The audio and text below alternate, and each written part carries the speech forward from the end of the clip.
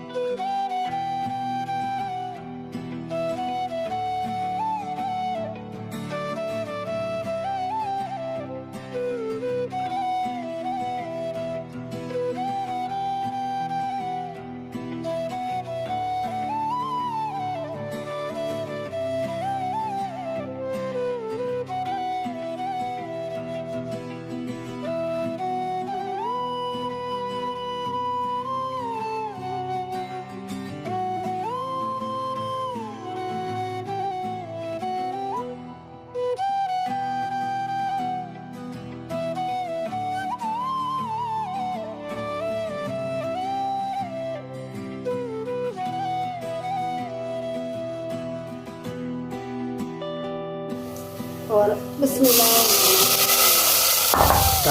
और हरी मिर्चें और थोम डाला है और बिस्मिल्लाह।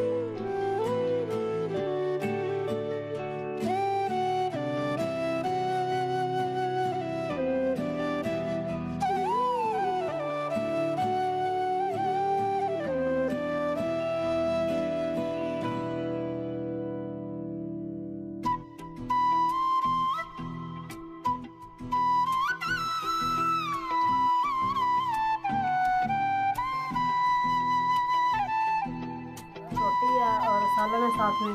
जो रेसिपी बनाई है ये वाली है रेसिपी और बहुत प्यारी बनी हुई है माशाल्लाह। आप भी बना के खाना और साथ